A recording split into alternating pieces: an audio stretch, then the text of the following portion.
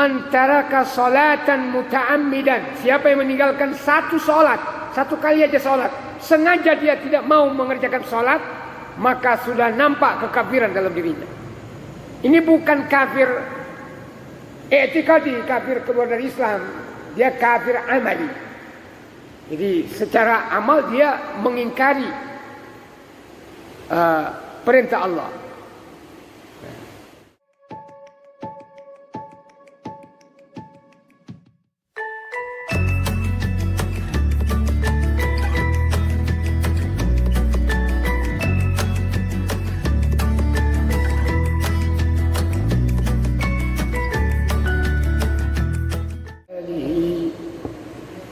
وصحبه ومن تبع هداه أما بعد.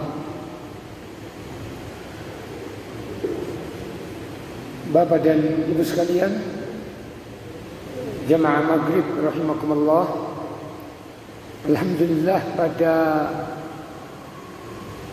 malam ini kita kembali hadir bersama di Masjid Al-Hikmah Mubarak ini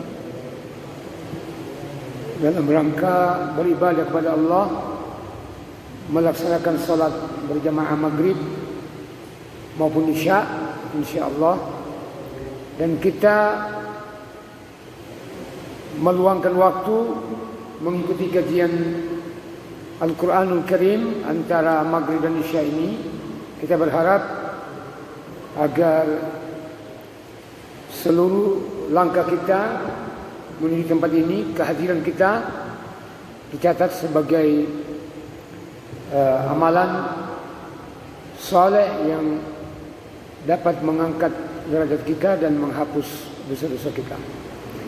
Salawat beserta salam atas Nabiullah Muhammad sallallahu alaihi wasallam beserta sahabat, kerabat, ahli keluarga beliau dan orang-orang yang setia mengikuti ajaran Al-Quran dan sunnah beliau hingga akhir zaman.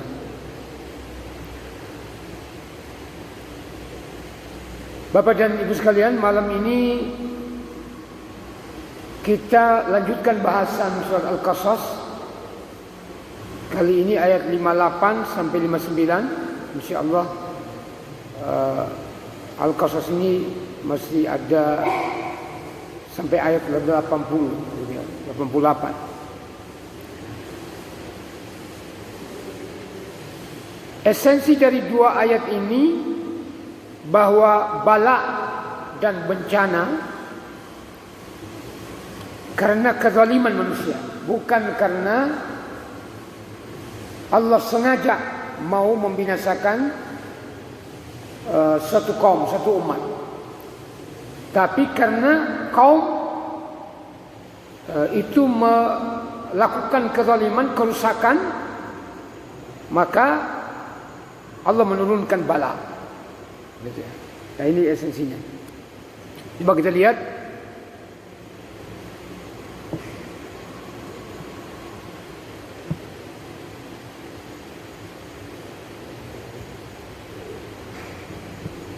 Ya.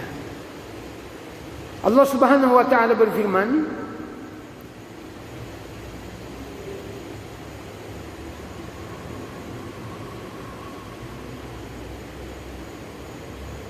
wa kam ahlakna min qaryatin,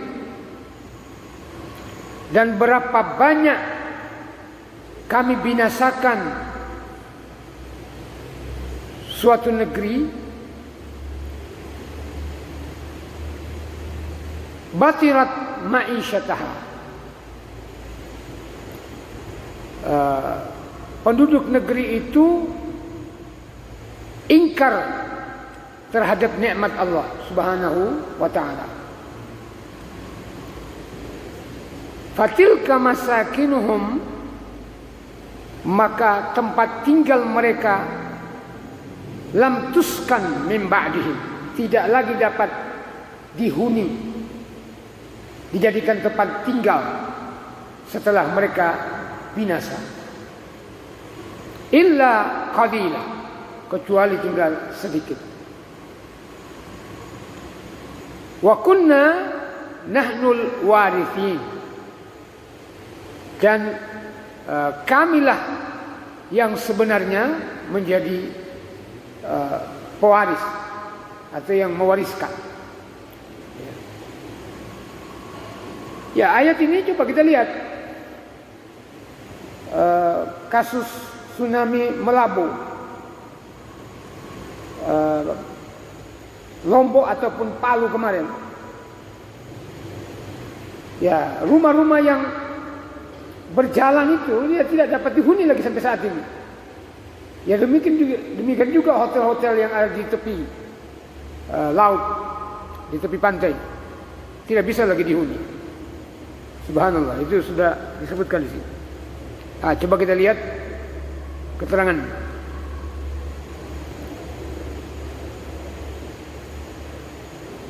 Yaqulu ta'ala mu'arridan bi ahli Makkah. Allah Subhanahu wa taala berfirman dalam surat Al-Qasas ini ditujukan kepada ahlu Makkah secara khusus. Nah, supaya mereka sadar gitu. Yaitu wa kam ahlakna min qaryatin batirat ma'isyataha ay taghat wa asyarat wa kafarat nikmatullah. Jadi berapa banyak suatu negeri yang telah dibinasakan oleh Allah Subhanahu wa taala karena mereka taghat. Mereka ini membangkang, melampaui batas dan kafir.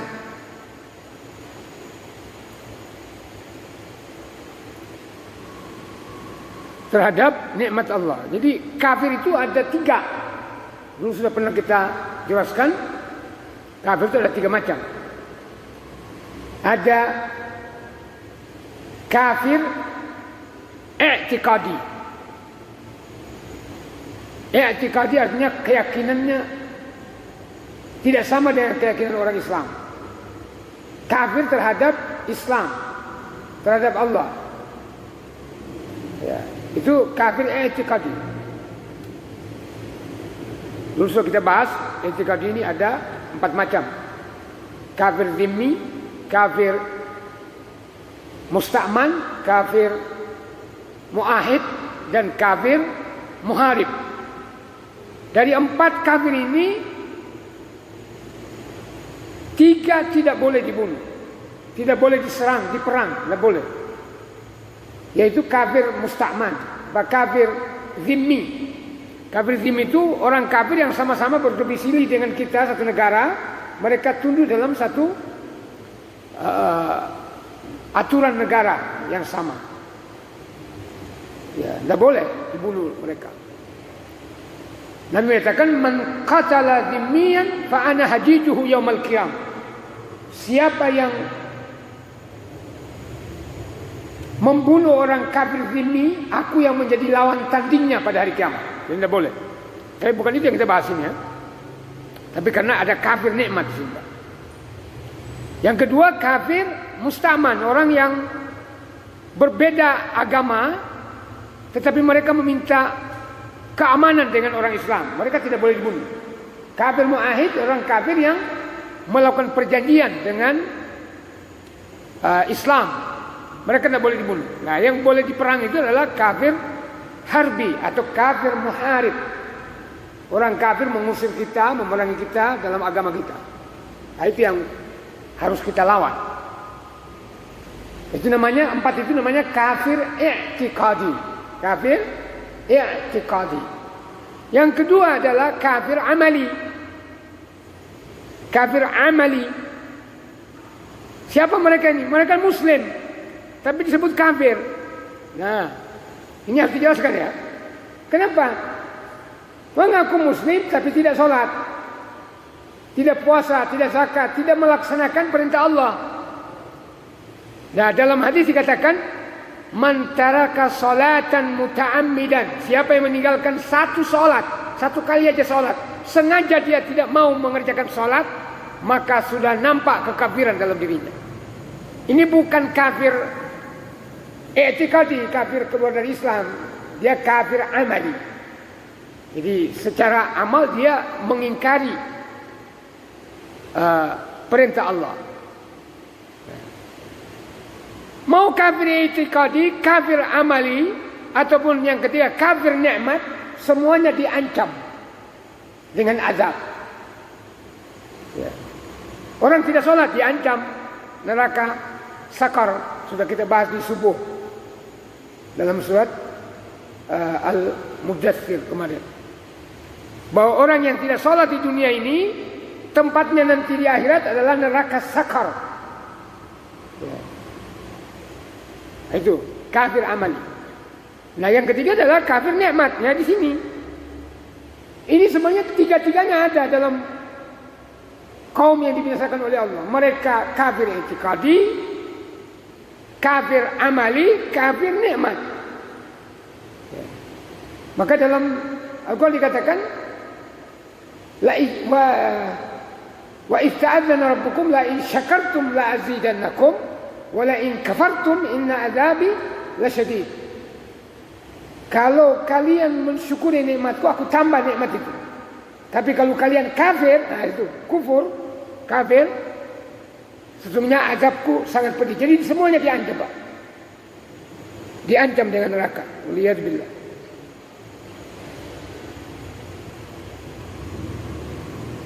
Nah, kaum yang dibinasakan oleh Allah ini orang yang diberi nikmat. Fima an'ama bihi alaihim minal arzaq, diberi rezeki yang banyak. Maka kenapa Jepang sering gempa? Ya karena penduduknya banyak kafir. Di Amerika, Los Angeles itu hampir setiap tahun ya ada badai. Jadi kafir terhadap nikmat Allah, dibinasakan mereka. Nah ayat ini sama dengan firman Allah yang lain, yaitu dalam surat An-Nahl. Allah menyatakan, wa daraballahu masalan, Allah memberi perumpamaan kepada manusia suatu negeri, karyatan, kanat aminatan mutmainnah. Dulu negeri ini aman, sejahtera, tentram, damai. Kalau istilah Soeharto zaman bien, ya, gemaripah loh jenawi, gitu ya. Pasti itu kalau pidato anggaran biasanya pasti ada itu. Ya, gemaripah loh jenawi. Kalau dalam istilah Islam, baldatun thayyibatun wa rabbun ghafur. Jadi dulu ada negeri yang aman sentosa, ya'ti rizquha, rezekinya datang dari segala sektor. Ya. Ragadan min kulli makan, dari segala sektor. Dari aspek pertanian sejahtera, perdagangan sejahtera, perikanan sejahtera, semua sejahtera. Ya. Tapi fakafarat bi an'umillah. Tapi negeri ini penduduknya kafir terhadap nikmat Allah. Fa'adzaqahallahu libasal ju'. Kemudian negeri ini ditimpakan oleh Allah Subhanahu wa taala kelaparan. Subur, makmur dulunya, tapi karena kafir menjadi lapar. Ya, kira-kira bagaimana dengan negeri kita ini, Pak? Zaman Kus-Plus itu ya.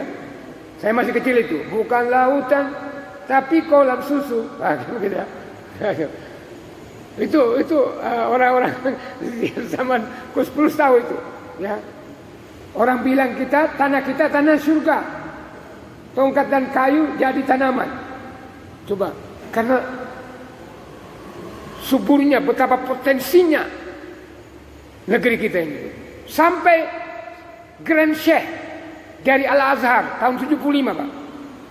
Grand Sheikh dari Al-Azhar mengunjungi Indonesia tahun 75. Siapa dia? Muhammad Shaltut. Syekh Muhammad, jadi profesor Syekh Muhammad Shaltut.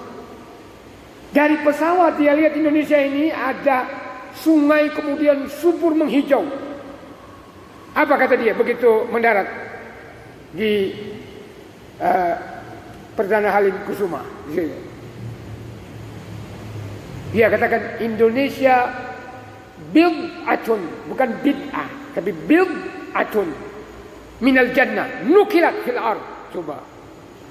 Ini bahasanya apa? Indonesia itu adalah penggalan dari surga yang diletakkan di bumi.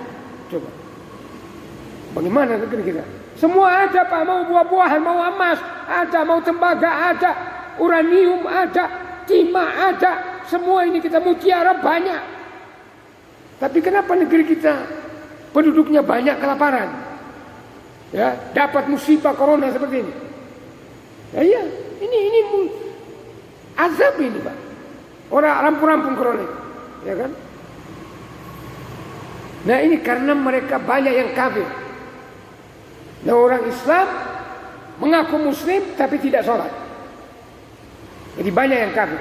Kafir itu bukan hanya keluar dari Islam. Coba kita teliti, kita lakukan penelitian kecil-kecilan. Satu RT kita, coba berapa keluarga yang sholat, berapa keluarga yang Senin Kamis sholatnya, berapa keluarga yang sama sekali tidak sholat. Pasti konangan. Ya, itu kalau penelitian kecil-kecilan Pak. Nah itu menggambarkan keadaan. Maka Allah Subhanahu wa taala menimpakan kepada mereka libas itu di pakaian lapar. Maksudnya apa? Rasa lapar. Wal khauf, dan takut. Coba kita ini. Takutnya minta ampun sampai masjid tutup. Nah, masjid tutup. Ada orang tadinya jamaah, tidak mau lagi jamaah. Wedi karo corona. Nah, gitu. Ya kan? Dia takut. Nah ini ujian itu Pak. Azab itu. Jadi kalau orang takut, ada rasa takut, itu azab. Ya. Ini Al-Quran menyatakan surat An-Nahl ayat 112 sampai 113. Jadi karena banyak manusia yang kafir dalam satu negeri itu, maka ditimpakan rasa lapar. Nah ini kita krisis ekonomi kita ini Pak. Ya, parah ekonomi kita ini. Ya, yang ahli yang mengatakan seperti itu. Kita ini hanya ngomong tok, gitu ya, ikut omongan mereka. Susah. Ya. Dirasakan oleh pedagang-pedagang kecil. Coba tadinya mereka bisa jualan di depan sekolah, sekolah tutup. Sekarang sudah 6 bulan mereka tidak bisa jualan. Kira-kira gimana? Ya, susah. Karena takut. Tuh bayangkan makhluk kecil itu berapa? Tidak sampai 1 mili itu. Ya. Kutu yang kecil, kuman yang kecil lebih kecil lagi. Coba menyebabkan orang pontang-panting berlari. Nah anehnya swalayan itu Pak. Apalagi minimarket, tidak, orang itu berjubel. Ya, tetap aja mereka penuh dari awal sampai saat ini. Ya, tapi anehnya masjid disuruh kosongkan. ini ajib ini. Ya. Masjid dikosongkan dari awal. Ini bar ini juga di depan itu. Ya, dekat kelurahan. Itu waktu corona dari awal sampai saat ini buka terus. Kenapa tidak juga? Tapi anehnya masjid disuruh kosongkan. Ya. Nah inilah, ini azab ini. Jadi fa'adzakallahu libasal ju' wal khauf bima kanu yasna'un. Ini semua karena perbuatan manusia. Walaqad ja'ahum rasulun minhum fakadzabuhu. Alasan yang lain mereka ini diazab oleh Allah karena telah datang Rasul kepada mereka yang diambil dari bangsa mereka sendiri. Tapi mereka dustakan Rasul itu, tidak percaya kepada Rasul itu. Fa'akhadhahumullahu al-'adzabu wa hum zalimun. Maka azab menyiksa mereka karena mereka zalim. Karena mereka zalim. Oleh sebab itu dalam ayat tadi Allah Subhanahu wa taala berfirman, "Fatilka masakinuhum lam tuskan min ba'dihim illa qalila. Maka negeri yang mereka huni, yang mereka tinggali itu setelah ditimpakan, dihancurkan oleh Allah Subhanahu wa taala, tidak dapat dihuni. Ya. Seperti kita katakan tadi. Jadi diporak-porandakan tempat mereka, tidak dapat lagi dilihat kecuali tinggal bekas-bekas peninggalan, tinggal tuur-tuur pohon-pohon yang tadinya tumbuh subur, tinggal puing-puingnya toh. Ya. Mau di Melabo, mau di Lombok, mau. Nah kenapa? Dosa, maksiat. Di Lombok kenapa? Ada satu pulau di Lombok, pada hari itu 1.000 orang telanjang, turis asing di situ. Ya. Jadi semuanya orang telanjang di situ. Coba. Maksiat. Palu itu menurut adik saya belum pernah pulang setelah ini. Tapi adik saya sudah bolak-balik. Dia katakan, bayangkan lebih dari 1.000 orang gay itu berpesta seks di atas jembatan kuning yang menjadi ikon kota Palu karena panjang. Jadi kalau di Palembang ada jembatan merah, di Surabaya ada jembatan merah, dan di Palu ada jembatan kuning. Itu dihancurkan karena gay di situ berpesta malam Jumat itu. Nah, itu kan sore Sabtunya, sore Jumat menjelang malam Sabtu, itu tsunami. Kemudian Gunung Petobo, itu namanya Gunung Petobo, itu gunung di situ perumahan. Ternyata menjadi tempat judi nasional. Coba. Karena ada judi, ada prostitusi, ada narkoba. Ya. Semua maksiat di situ. Bagaimana tidak dibinasakan oleh Allah? Ya. Tidak bisa dihuni lagi sampai saat ini. Waliyadzubillah. Nah, maka dalam ayat lain Allah menyatakan, "Wa ma kunna muhlikil qura illa wa ahluha zalimun." Kami tidak membinasakan suatu penduduk suatu negeri kecuali karena penduduknya itu sudah berlaku zalim. Maka hati-hati kita ini. Di Pekalongan ini kita juga ternyata rob itu sudah sampai di sini, Pak. Jalan Kurinci. Ya. Sudah jalan Kurinci ini sudah penuh. Ya. Jadi terancam kita. Nah itu jangan dikira. Nah ternyata sudah dicatat di Pekalongan, kota Pekalongan ini ada 208 gay dan lesbian. Jadi sudah ada 208. Itu tahun kemarin. Ya.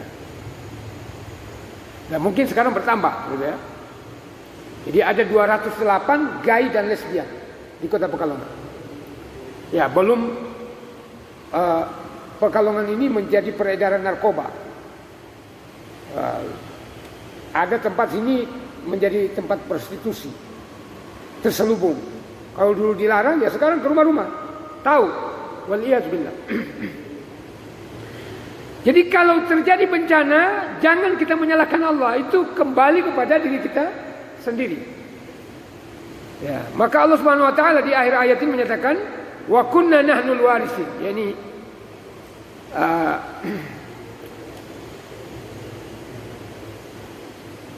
ruji'at kharaban laisa fiha ahad. Yaitu dihancurkan dan tidak ada lagi satu orang pun yang tinggal di sana. Nah, itu yang dimaksud yang mewarisi itu adalah Allah. Maksudnya Allah yang memilikinya semua. Karena negeri yang sudah dihancurkan itu nggak ada lagi penduduknya. Contoh, sejarah klasik. Di Timur Tengah itu ada namanya Laut Hitam. Laut Hitam di dekat Yordania. Itu kota itu, Pak. Di dalamnya itu kota. Nah, karena penduduknya berlaku maksiat, maka kota itu tidak ditemukan. Orang di situ tidak bisa menyelam, karena dijadikan Allah garamnya begitu tinggi sehingga orang tidak bisa tenggelam. Menyelamnya nggak bisa. Jadi kita tidur aja di atas air tidak akan tenggelam, karena zat garamnya begitu tinggi. Nah, di situ dulu kota dibinasakan oleh Allah Subhanahu wa taala. Tidak dapat lagi dihuni. Ya, kembali kepada Allah, miliknya Allah Subhanahu wa taala. Subhanallah. Ya. Nah, ini menjadi pelajaran bagi kita. Diriwayatkan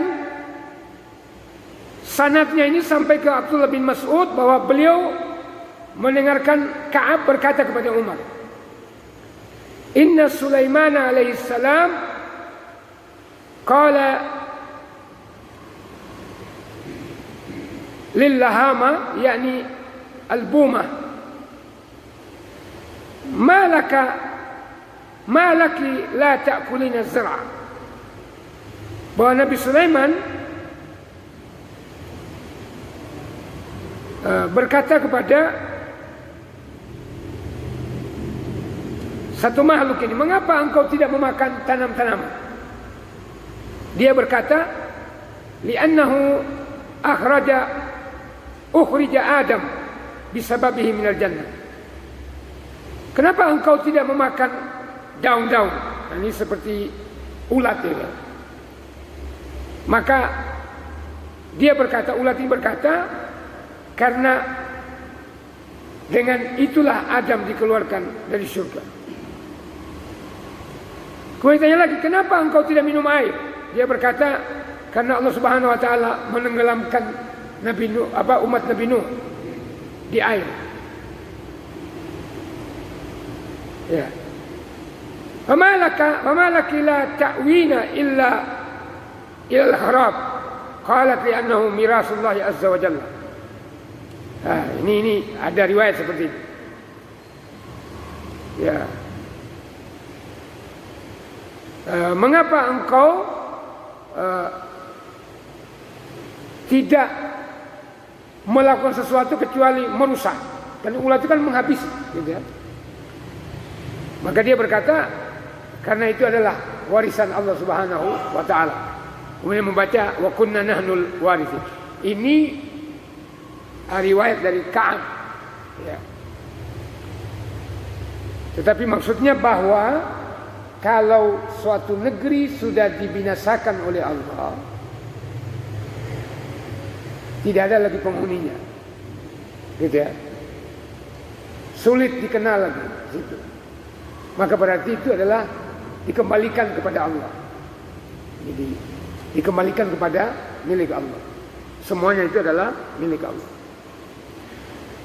Itu ayat 58. Nah, ayat terakhir ini, ayat 59. Allah berfirman, "Wa ma kana rabbuka muhlikal qura."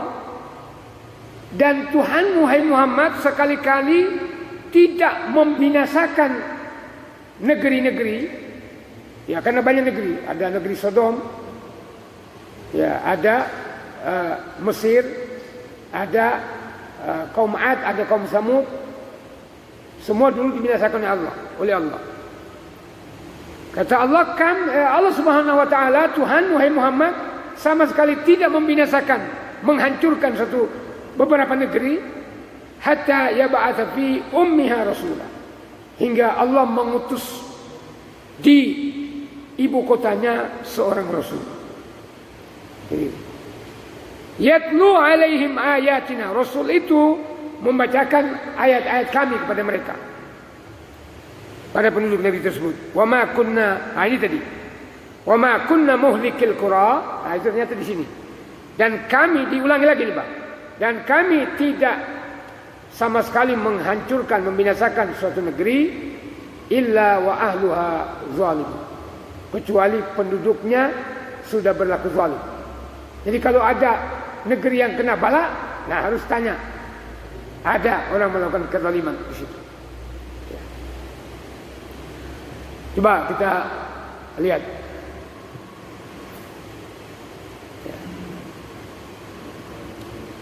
Ya, dalam ayat ini Allah Subhanahu wa taala memberitahukan, menginfokan kepada kita bahwa Dia tidak membinasakan satu orang pun secara zalim.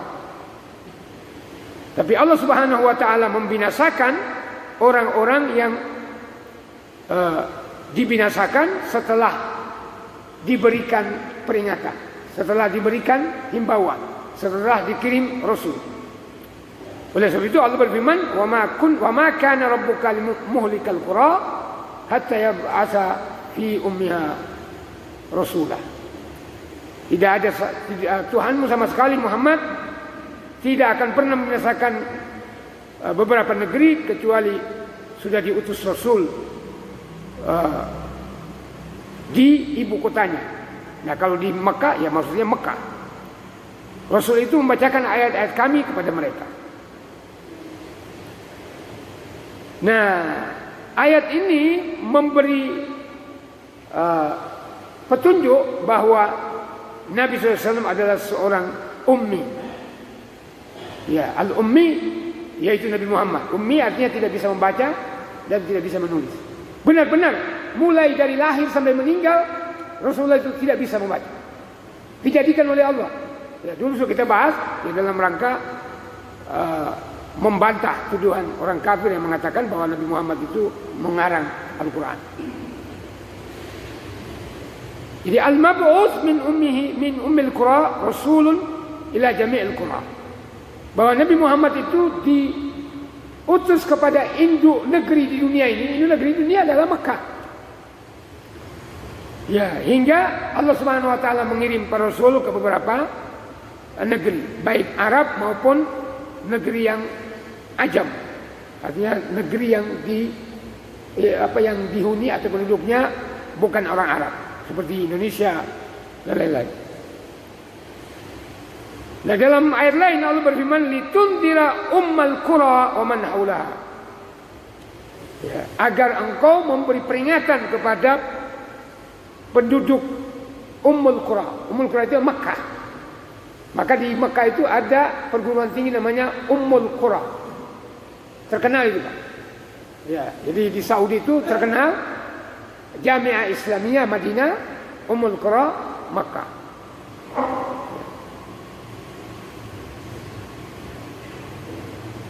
Nah, dalam ayat lain menunjukkan bahwa Rasulullah itu adalah Rasul untuk seluruh manusia. Di dalam surat Al-A'raf ayat 158 Allah berfirman, "Qul ya ayyuhan nas," katakanlah hai Muhammad, hai seluruh manusia, "Inni Rasulullah ilaikum jami'an." Aku ini adalah Rasul Allah kepada kalian semua. Nah, jadi Nabi Muhammad itu seluruh dunia ini adalah umatnya. Maka umatnya itu ada yang kafir, ada yang muslim.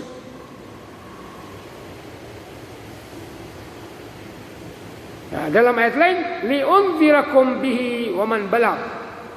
Aku memperingati kalian dengan Al-Quran, melalui Al-Quran, dan orang yang nyampe Al-Quran kepada mereka. Wa may yakfur bihi minal ahzabi fannaru mau'iduh. Barang siapa yang kafir kepada Allah Subhanahu wa taala, yaitu dari sekutu-sekutu, orang yang bersekutu memerangi Islam, fannaru mau'iduh, maka nerakalah tempat kembalinya.